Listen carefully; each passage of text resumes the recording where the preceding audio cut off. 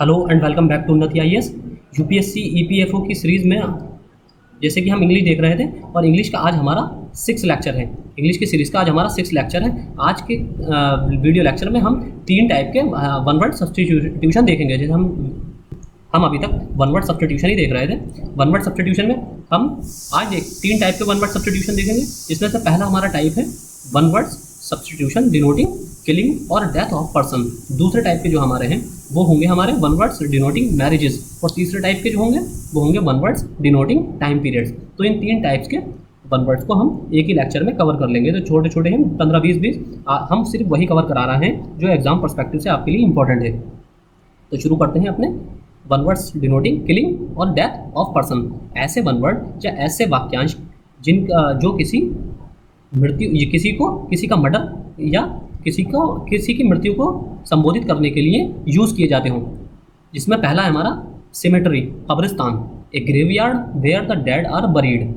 एक कब्रगाह जहाँ पर मुर्दों को दफनाया जाता है या दफन किया जाता है। दूसरा है कॉटेज, जुलूस, a funeral procession comprising a number of mourners. A funeral procession यानी कि एक ऐसी सभा या एक ऐसा जुलूस जिसमें एक बहुत ज़्यादा तादाद में, बहुत ज़्यादा नंबर्स में मॉर्नर्स हो, यानी कि शोक व्यक्त करने वाले लोग हों।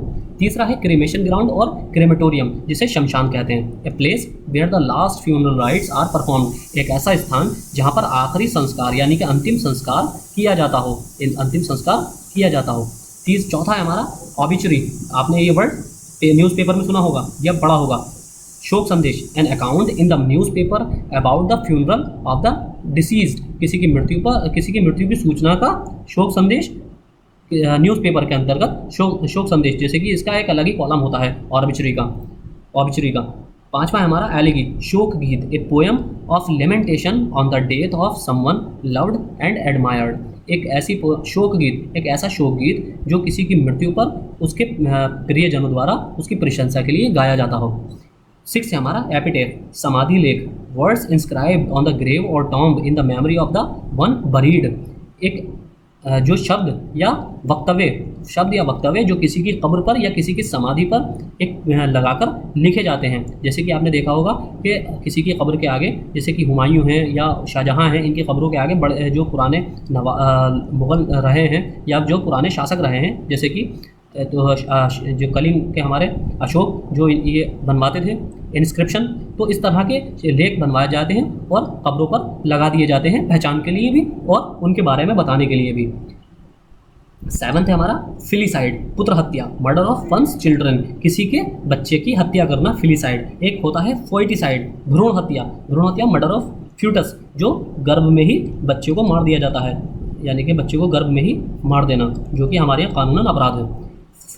9 है हमारा फ्रेट्रिसाइड, भाई की हत्या, मर्डर ऑफ वंस ब्रदर, किसी के भाई की हत्या, अपने भाई की हत्या करना। फिर 10 है हमारा जीनोसाइड, नरसंहार, मर्डर ऑफ रेस, यानी कि रेस मतलब जाति की, रेस कास्ट हो, रेस हो या अपार्थेड हो, रंग भेद, तो इस तरह किसी की जाति या धर्म का नरसंहार करना, किसी एक खास जाति या धर्म का नरसंहार करना। 11 हमारा होमिसाइड, मानव हत्या, मर्डर ऑफ मैन और विमेन, किसी मानव की हत्या करना, चाहे वो मर्द हो या औरत हो, पुरुष हो या स्त्री हो। 12 है हमारा इन्फेंटिसाइड, शिशु हत्या, मर्डर ऑफ एन इन्फेंट, किसी शिशु की हत्या करना, यानी कि शिशु को इन्फेंट कौन सा होता है, 0 से 1 वर्ष का इन्फेंट जो होते हैं। 13 हमारा है मैट्रिसाइड, मातृ हत्या, मर्डर ऑफ वंस मदर, माँ की हत्या करना, अपनी माता की हत्या करना, वो करने वाला क्या कहलाता है, मैट्रिसाइड, या हत्या करना क्या कहलाती है, मैट्रिसाइड। इसी तरह पैरिसाइड, माता पिता यानी कि पेरेंट्स की हत्या करना क्या कहलाता है, पैरिसाइड। इसी तरह होता है पैट्रिसाइड, देखिए तीनों में डिफरेंस समझिए। मैट्रिसाइड तो आपको आसानी से समझ आ जाएगा, मदर से है मैट्रिसाइड।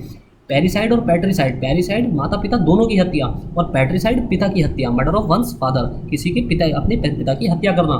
16 हमारा रेजिसाइड, राज हत्या, मर्डर ऑफ किंग और क्वीन, किसी राजा या रानी की हत्या करना, रेजिसाइड राज हत्या, यानी कि राजधर्म या राजा। सुसाइड 17 हमारा सुसाइड, आत्महत्या, सभी को पता होगा, मर्डर ऑफ वन सेल्फ, अपनी स्वयं की हत्या करना या आत्महत्या करना। 18 हमारा युक्सोरिसाइड, पत्नी की हत्या, मर्डर ऑफ वंस वाइफ, अपनी पत्नी की हत्या करना, वो कहलाता है युक्सोरिसाइड। फिर सोरोरिसाइड, बहन की हत्या, मर्डर ऑफ वंस सिस्टर, क्या कहलाता है, सोरोरिसाइड, बहन की हत्या, एस से याद रख सकते हैं आप, सिस्टर। फिर इसी तरह मॉर्चरी, अभी इन आप तीनों में डिफरेंस देखिए, बहुत मामूली से डिफरेंस है। मॉर्चरी शवगृह, a place where dead bodies are kept for postmortem. Mortuary क्या होता है? एक ऐसा स्थान जहाँ पर डेड बॉडीज़ को यानी कि मृतकों को रखा जाता है पोस्टमार्टम के लिए, यानी कि जिनका पोस्टमार्टम होना है, यानी कि किसी का कोई इलीगल वे में मारा गया है, किसी की इलीगल या इननेचुरल मौत हुई है तो उसका पोस्टमार्टम किया जाता है। तो उस पोस्टमार्टम से पहले मृतकों को जहाँ रखा जाता है उस स्थान को क्या कहते हैं? मॉर्चरी। और एक होता है मॉर्ग, मुर्दाघर, a place where bodies are kept for identification, जो लापता मतलब लावारिस लाशें होती हैं। लावारिस लाशों, आपने देखा होगा कई सारे क्राइम जो वो आते हैं एपिसोड, जैसे क्राइम पेट्रोल है, सीआईडी है, तो वहाँ पर अगर कोई ऐसी लाश मिलती है जब पुलिस को, तो वो उसे मॉर्ग में रखवाती है, यानी कि जब तक उसकी पहचान नहीं होती, जब तक, या फिर बॉडी अगर डिकम्पोज होने लगती है तो ही उसका अंतिम संस्कार किया जाता है। उसको मतलब बॉडी से पहचान लगाने के बाद कि वो किस धर्म से रिलेटेड है, तो उसी धर्म की मान्यता के अनुसार उसका अंतिम संस्कार किया जाता है। लेकिन उससे पहचान के लिए जब तक रखा जाता है तो उसे कहाँ रखा जाता है? मॉर्ग में। जिनकी पहचान करनी है और जिनको पोस्टमार्टम के लिए रखा गया है, इसका मतलब ये उनकी पहचान तो है ही ऑलरेडी, उनकी शिनाख्त किसी ने कर ली है, आइडेंटिफिकेशन किसी ने कर ली है, लेकिन उनको अननेचुरल डेथ की वजह से पोस्टमार्टम के लिए रखा गया है पुलिस के द्वारा। फिर होता है पोस्टमार्टम, जिसे कहते हैं शव परीक्षा, medical examination of a dead body. इसका सिनोनिम क्या होता है? यानी कि पर्यायवाची ऑटोप्सी। ऑटोप्सी भी इसी से रिलेटेड है।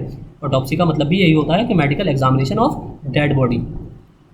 फिर है अगला हमारा दूसरे टाइप के वन वर्ड्स डिनोटिंग मैरिजेस, ऐसे शब्द जो विभिन्न प्रकार की शादियों को संबोधित करने के लिए यूज किए जाते हों। पहला है इसमें एडल्ट्री, ये सबने सुना होगा, इस पर एक कानून भी अभी 1-2 साल पहले पास किया गया था। एडल्ट्री, व्यभिचार, the practice of having extra marital relations.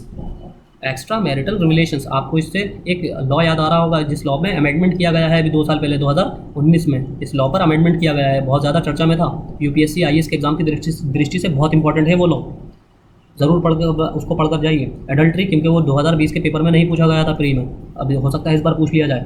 Adultery, the practice of having extra marital relations. Second है हमारा एलिमनी, निर्वाह निधि, an allowance paid to wife on divorce. किसी की वाइफ को या किसी पत्नी को डाइवोर्स देने के बाद, तलाक देने के बाद, विवाह विच्छेद होने के बाद उसको देने वाला, उसको जो निर्वाह के लिए देने वाला, जो दिया जाने वाला जो पैसा होता है उसे क्या कहते हैं? एलिमनी। एलिमनी जो दी जाती है, जो कोर्ट डिसाइड करती है। तीसरा है बाईगेमी, द्विविवाह विवाह की प्रथा, the practice of having 2 wives और हस्बैंड एट अ टाइम। यानी कि बाईगेमी क्या होती है? 2 विवाह करना, चाहे वो पुरुष के द्वारा किए जाएं, चाहे वो स्त्री के द्वारा किए जाएं।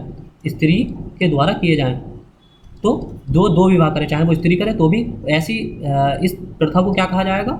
बाईगेमी। चाहे वो पुरुष द्वारा किया जाए अगर 2 विवाह, तो ऐसी प्रथा को क्या कहा जाएगा? बाईगेमी। लेकिन एक जो आप सोच रहे हैं पॉलीगेमी, ये पॉलीगेमी वो एक अलग चीज़ है, ये अलग टर्म है। फिर है चौथा सेलिबेसी, अविवाहित जीवन, a state of abstention from marriage.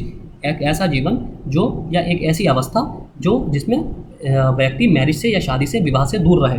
फिर है 5वां कॉन्क्यूबिनेज, बेविवाहित साथ रहना, यानी कि लिव इन रिलेशनशिप। ये आपने बहुत सुना होगा, live in relationship, a man and women living without being married, बिना शादी के एक पुरुष और स्त्री का साथ में रहना क्या कहलाता है? कॉन्क्यूबिनेज। छठा है मीसोगैमिस्ट, विवाह द्वेषी, वन हु हेट्स मैरिजेस। मीसोगैमिस्ट कौन होता है? एक ऐसा व्यक्ति जो शादी से नफरत करता हो या घृणा करता हो। 7th है मैट्रिमोनी, विवाह संस्कार, a state of being married. Matrimony क्या होता है? एक ऐसी अवस्था जो शादी के बाद होती है या शादी के समय होती है, मैट्रिमोनी। फिर है 8th हमारा मोनोगेमी, एक पतित्व, the practice of marrying one at a time. एक ऐसा प्रथा जो एक समय में सिर्फ एक ही विवाह करे या एक शादी करे, मोनोगेमी, एक पतित्व। फिर है पॉलीगेमी, बहुविवाह, the practice of marrying more than 1 wife at a time. एक ऐसी प्रथा जिसमें एक समय में एक से ज़्यादा पत्नियां रखी जाने की जो प्रथा होती है उसे क्या कहते हैं? पॉलीगेमी, बहुविवाह। पॉली एंड्री, बहुपतित्व, the practice of marrying more than 1 husband at a time. ऐसी प्रथा जिसमें एक समय में एक से ज़्यादा पति हो किसी स्त्री के, तो उसे क्या कहेंगे? Polyandry. फिर है इंस्पिंस्टर, कुंवारी स्त्री, an older women who is not married, एक ऐसी बूढ़ी औरत जिसकी शादी नहीं हुई हो। अब इसमें तीसरे टाइप के जो सिनोनिम है हमारे वन वर्ड हैं वो हैं one words denoting time periods, किसी समय को, टाइम पीरियड को, समय अवस्था को संबोधित करने वाले शब्द। तो इसमें पहला है एनुअल, यानी कि वार्षिक, happening once in a year, happening once in a year. दूसरा है बाई एनियल, द्विवार्षिक, हैपनिंग इन 2 ईयर्स, जो 2 साल में एक बार हो। एनुअल जो 1 साल में एक बार हो। दूसरा बाइनियल, जो 2 साल में एक बार हो। ट्राइएनियल त्रिवार्षिक हैपनिंग इन 3 ईयर्स जो 3 साल में एक बार हो। क्वाड्रेनल चतुर्वार्षिक हैपनिंग इन 4 ईयर्स, इसके नाम से ही आप समझ सकते हैं, बहुत ईजी है ये, जो 4 साल में एक बार हो। 5वां क्विनक्वेनियल पंचवार्षिक हैपनिंग इन 5 ईयर्स। क्वाड्रेनियल चतुर्वार्षिक जो 4 साल में एक बार हो, और क्विनक्वेनियल पंचवार्षिक हैपनिंग इन 5 ईयर्स जो 5 साल में एक बार हो। फिर है डेसिनियल 10 वर्षीय। डेसिनियल आप डेसिमल से भी समझ सकते हैं, डेसिमल या डिकेड, इस तरह भी आप समझ सकते हैं, 10 साल में, हैपनिंग इन 10 ईयर्स, 10 साल में एक बार होने वाला। फिर है सेमी सेंटेनियल। सेमी सेंटेनियल देखिए, सेंचुरी होती है आपकी 100 साल, और सेमी सेंचुरियल 50th एनिवर्सरी यानी कि 50 साल, 50 साल। फिर है सेंचुरियल शताब्दी 100th एनिवर्सरी यानी कि 100 साल। फिर है सेस्क्विनसेंशियल 150th एनिवर्सरी 150 साल, 150 साल। फिर है होता है 10th हमारा इसमें बाईसेंचुरियल या बाई सेंचुरी 200 साल। बाई सेंचुरी एक तो होती है सेंचुरी वो 100 साल की, और बाई सेंचुरी 2 साल की। फिर इसी तरह आगे है हमारा लास्ट स्लाइड हमारी, ट्राई एंटेनियल या ट्री सेंचुरी वो 300 साल, 300 साल। टेट्रा सेंचुरियल 400th एनिवर्सरी 400 साल। और इसी तरह पेंटा सेंचुरियल, पेंटा से मतलब 5 और सेंचुरी मतलब 100 यानी कि 500 साल।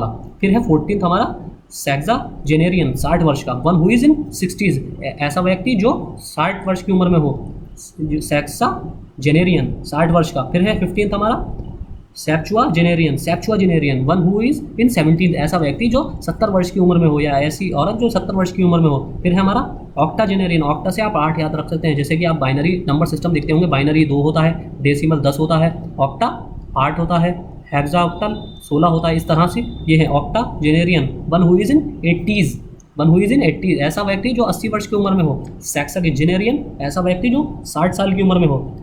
इसी तरह सेप्चुआजेनेरियन, ऐसा व्यक्ति जो 70 वर्ष की उम्र में हो। Octogenarian one who is in 80s, ऐसा व्यक्ति जो 80 साल की उम्र में हो। फिर हो नोनाजेनेरियन, नोनाजेनेरियन क्या है 90 साल, one who is in 90s, ऐसा व्यक्ति जो 90 साल की उम्र में हो। फिर है सेंचुनेरियन 100 वर्ष का, one who is 100 years old, जो 100 ईयर ओल्ड हो वो सेंचुनेरियन। फिर है सेंचुरी सदी, ए पीरियड ऑफ 100 ईयर, 100 साल का समय क्या कहलाता है सेंचुरी। और centenarian as one who is 100 years old.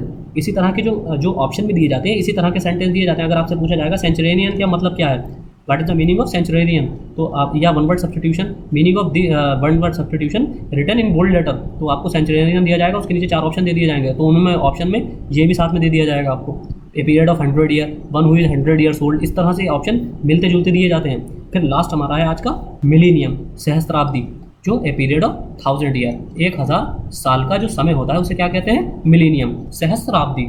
तो आज के लेक्चर में इतना ही है, अगले लेक्चर में हम जो बचे हुए वन वर्ड्स हैं उनको कवर करेंगे। Thank you.